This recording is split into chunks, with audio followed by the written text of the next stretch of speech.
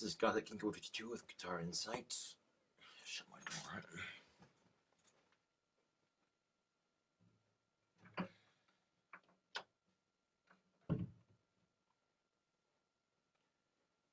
And cup of coffee. What the fuck?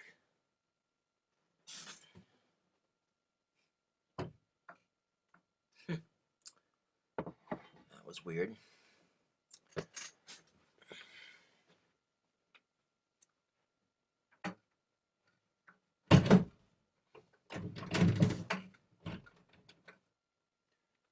Door can be weird sometimes.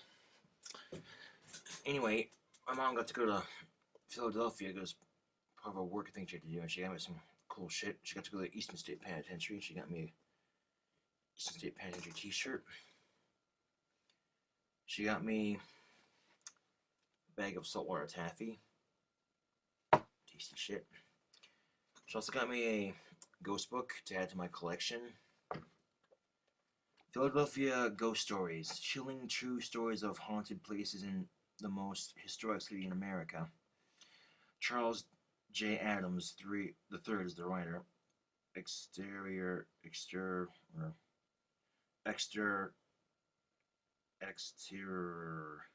house books. I'm not sure. One of the author is ancestor was John Adams, one of the co-founders of America. I'm not sure, but here's the book. She also got me one of those this glass thing. I'm not sure if it's glass or crystal, but anyway, she knows how much I like church bells and clock towers and shit like that, and church chimes and all that. It's the Liberty Bell. If you turn it side to side, you can see it's a line grid design of a Liberty Bell. It's a 3D. I think it's pretty cool. Got the top. If we go to the bottom, you can see the inside. It's pretty cool.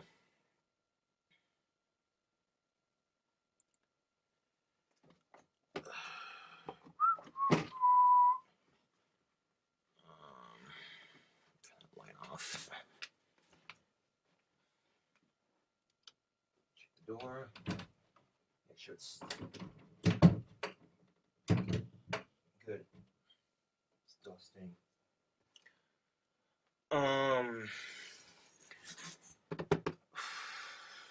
Cup of coffee. Look at that. Little America. That's funny. Check my time. Okay. I learned how to use a percolator, which I think is a lot simpler than today's coffee machines, because all this sticking the bowl thing in the thing and pulling the coffee mix and all that. And percolator is just really simple and really easy. A lot easier than what I'm used to using anyway for making coffee. I got to this. My mom got these 2 bags of fancy gourmet kind of coffee bean. One was chocolate, the other one's vanilla. And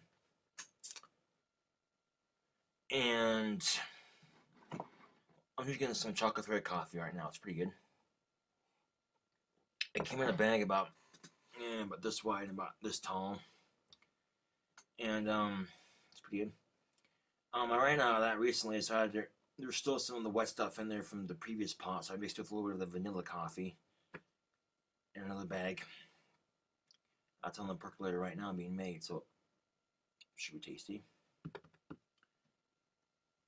Oops, that's what that door it's saying now, but oh well. Weird shit, man.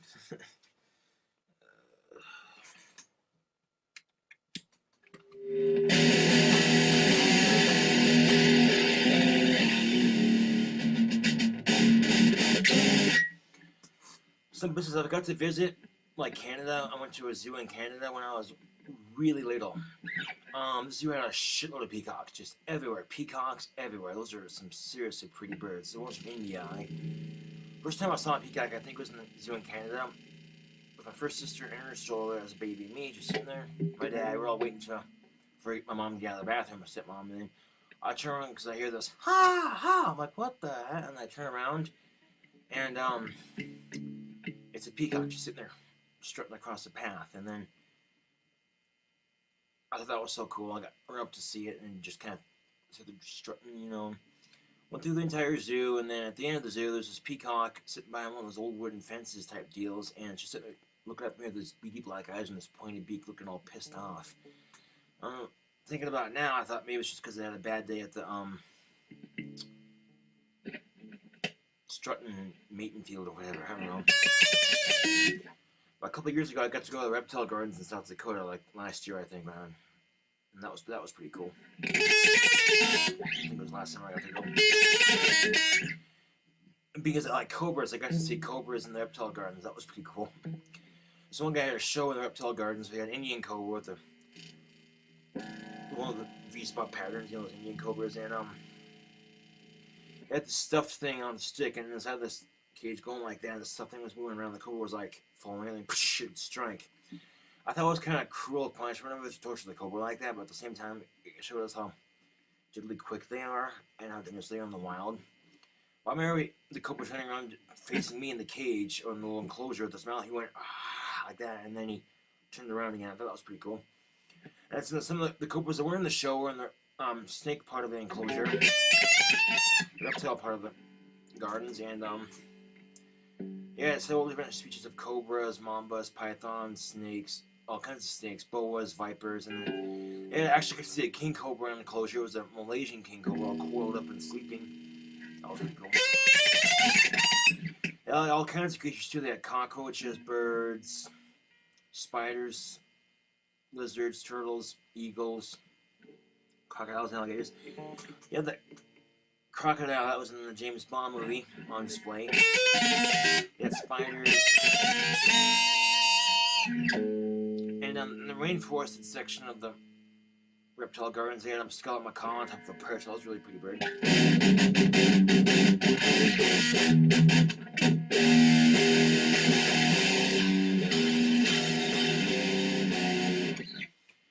And then they got a turtle which you were allowed to pet. They had like these two older than shit turtles out there, just older as fuck, man. The things are old. They had really long, wrinkly necks, and then I got to pet one of them too. I got to pet them both. And the one, I took my fingers and went like that, and I massaged on his neck, and he went like this.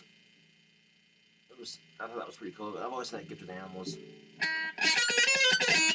But his mouth was like this.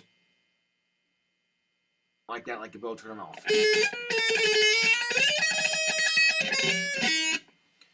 I remember one time too, like, what time? 7 minutes already. Fuck. One time we had the town lived in North Dakota. The town I had lived in, we had called the Winter Show, and it was like an event you got to go to, all kinds of rodeo and stuff and shit.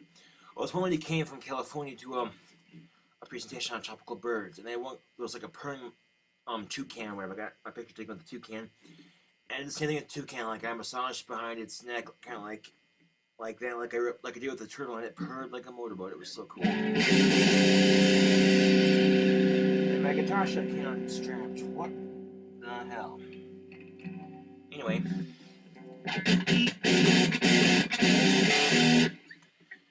I also got to hold an African grey parrot. That was a really cool bird.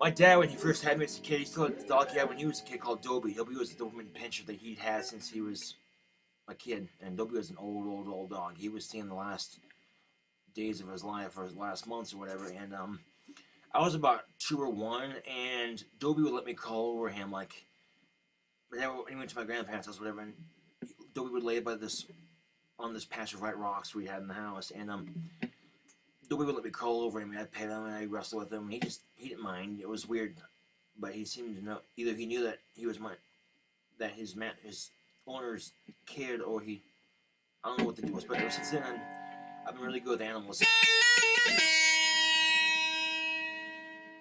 And I better end this now.